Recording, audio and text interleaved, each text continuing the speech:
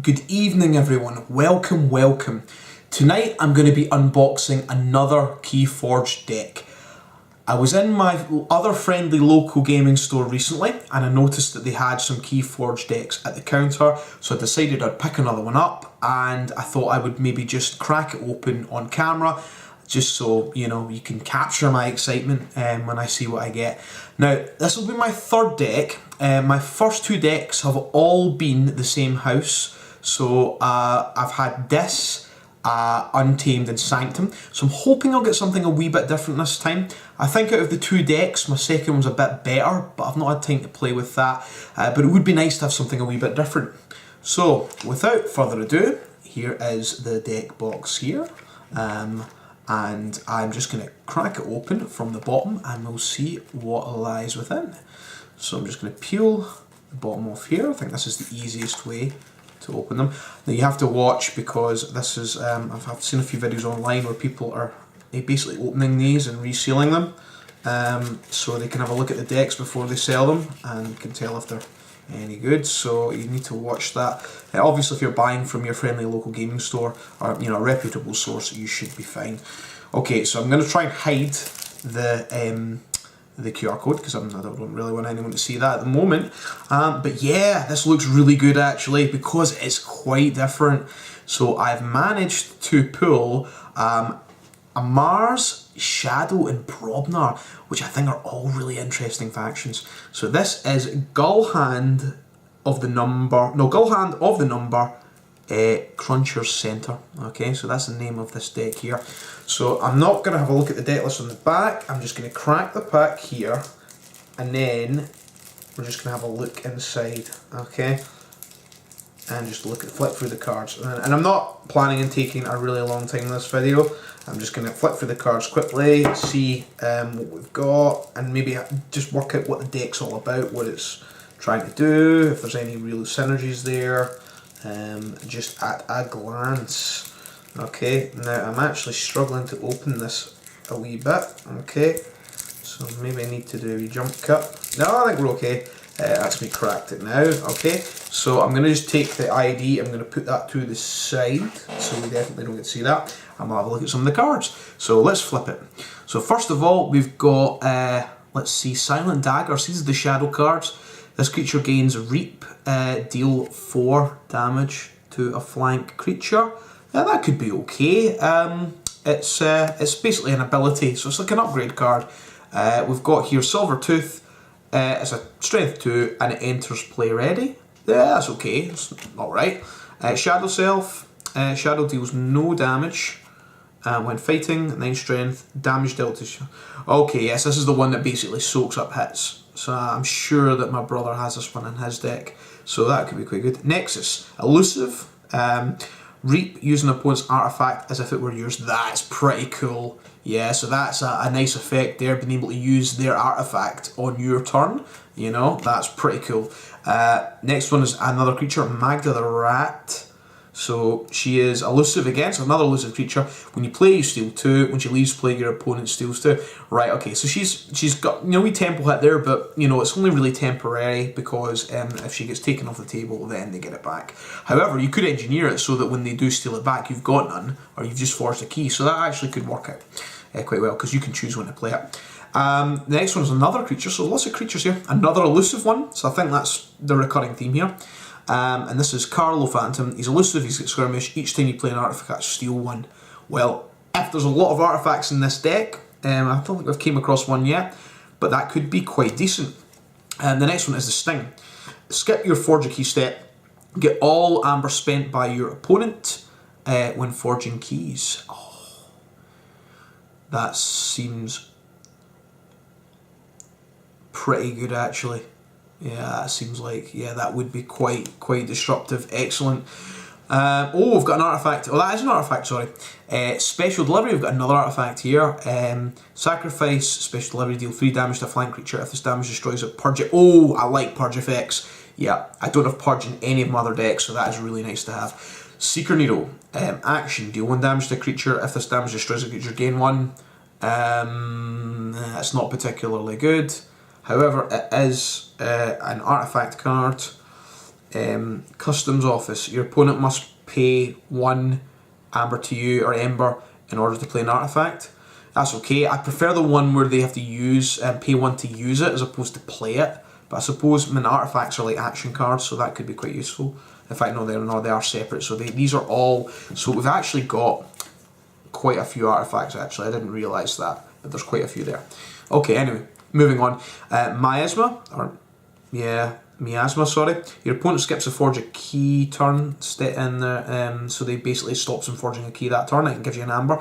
That's pretty good. So we kind of tempo one there, slows your opponent down. Last shadow card is Booby Trap here. Deal 4 damage to a creature that is not on a flank with 2 splash. Right, okay, so you hit one in the middle and it does 2 splash either side. That could be pretty good. That's, yeah, and it gives you an amber as well. That's actually seriously good for a damage action card. Right, okay, so we're now moving on to the Mars creatures, or well, all the Mars stuff. So this should be quite interesting. So the first one we've got is an upgrade. It's Biomatrix Backup. This creature gains Destroyed. You may put this creature into its owner's archives. Oh, okay. Okay, so basically you play this on your own guy, and you basically, if the creature gets destroyed, he goes into your archives, you can pull him out later. That's quite useful. It's okay, it's not amazing, but I mean, they can find a use for it. Next one is Isaacs the Many. He's a Martian soldier. Fight Reap, you may reveal a creature from your hand. If you do, archive it and Zix and the Many and get 3+ power counters. Alright, okay, so you archive the other card, the other creature, and basically this guy gets powerful. That's a pretty cool effect, actually. I quite like that one. I can't even pronounce that. The Ulix Dominator. It's a strength 9. It's got 1 armor and taunt. It enters play stunned. So yeah, so it's a bit slow to play, but it's a big body and it has taunt, so that's pretty decent. The Zeely Marauder. He gets 1 power for each amber on it. Play, capture. 1 for each friendly Mars creature. So there's a few Mars creatures in this deck, so that seems like it might be quite good. There's another Mars creature here. It's elusive, so there's another kind of recurring theme there. There's lots of elusive creatures in this deck, so they could be quite annoying. He's got an action, choose an enemy creature. It captures 1 from its own side. Yeah, so it captures amber from its, so your opponent captures their own amber.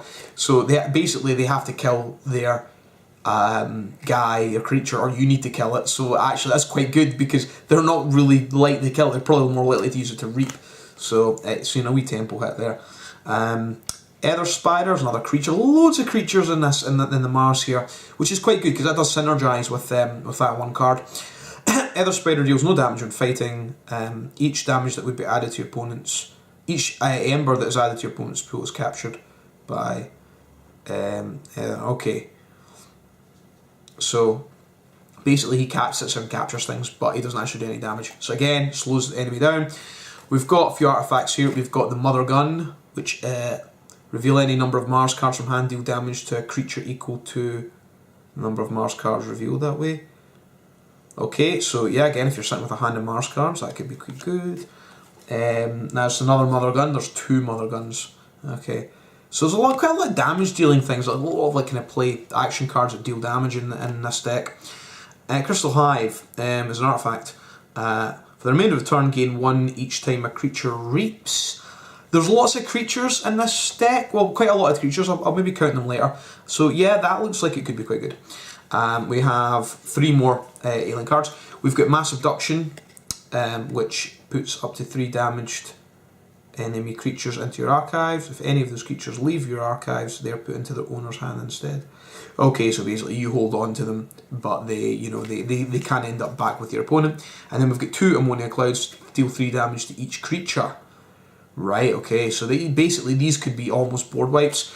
The only problem is there are a lot of low strength creatures in this deck, I think. So there's a few high strength ones, but that might not be so great. It might not really synergize with the rest. Okay, so finally we've got a Bromdar card, so we're going to go through these just briefly. So another creature, so again, keeping up with a good number of creatures. War Drummer, return each other friendly Bromdar creature to your hand. Right, okay, so if there's lots of creatures with play effects, this could be good. So Troll, he has a reap effect. Heal 3 damage, 8 strength, so he's a big body. He doesn't really do much else. He's okay, he's in my brother's deck, I think he's alright, but he's not got play effect, so that's a wee bit disappointing. I've got another troll. Again, this is not great. Having 2 trolls in the deck I think is probably... yeah, they can keep each other around, I suppose. Headhunter, fight, gain an ember.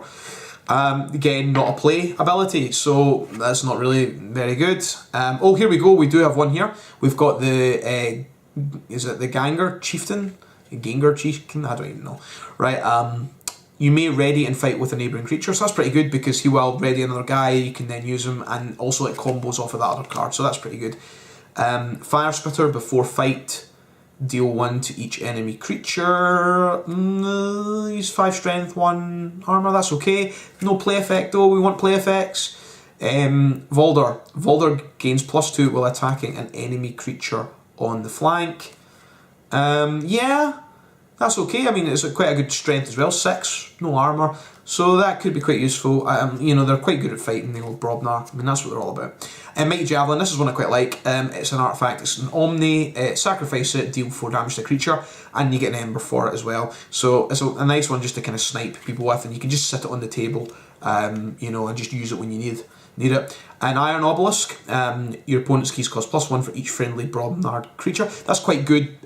Maybe not an amazing card, but there's quite a lot of Brobnar creatures, so this could be a little bit of a tempo hit for them. 3 more cards, so wrap this up pretty soon.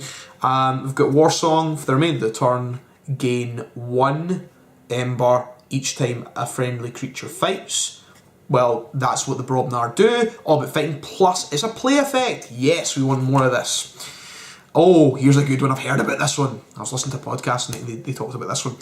So this is Loot the Bodies, yeah, and play. So it's another play effect. I've just realised War Song and this are not creatures though. Yeah. But for the remainder of the turn, gain 1 amber each time an enemy creature is destroyed. So yeah, now this actually would combo quite well because we did have one in Mars that did 3 damage to other creatures. So if we've got quite a few creatures out, we could actually play this and just get some amber back, but it does mean we're wiping our board, but then we can be wiping our enemy's board as well. And I think this is you gain 1. Yeah. So each time an enemy creature is destroyed. Oh. Yeah, so you'd be taking your own out, but you'd only be getting the ember for the enemies. But it still could be quite good. And finally, the last one is an action card, gives us 1 ember, and it's barehanded. Put each artifact on top of its owner's deck. Yeah, it could be quite good. There's a lot of artifacts in this deck, so you could basically cycle back into them pretty quickly, and it's good to have removal. So overall, quick analysis. What's this deck all about? Well, lots of creatures, some pretty strong action cards. Quite a lot of them, I think, the cards give you Ember. I've got to say, just a quick look, there's no bait and switch, but the Shadow seems quite strong. Alien Mars seems pretty good. Brobnar's okay, it's quite a lot of creatures. You know, which is what Brobnar are all really about, just getting creatures out and hitting them, you know, just like, you know, lots of fight. I think this is probably going to be an okay deck. It's, you know, it's not going to set the world alight, but the main thing is, I think, is it's quite different from my other 2 decks, and it looks like a fun deck, okay? So yeah, it might not be that powerful, but it does seem that there are some fun cards in here. So I'm quite happy with that pool, actually. You know, it's nice to have 3 factions that I don't have at all, you know, in my other 2 decks, and, you know, have, you know, some quite interesting cards.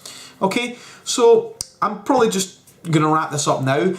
Once I get this deck played, hopefully I'll get it played at some point, and my second deck, I can, you know, give you maybe just a wee kind of review of the decks. I'm going to do a review for my first deck. I think I've played it enough times to give you a decent review and, you know, give you my thoughts on that. But yeah, hopefully you've enjoyed that. Maybe make some more of these if I get some more decks. Look forward to the reviews. If you enjoy, please like and subscribe. And that's us. Bye for now.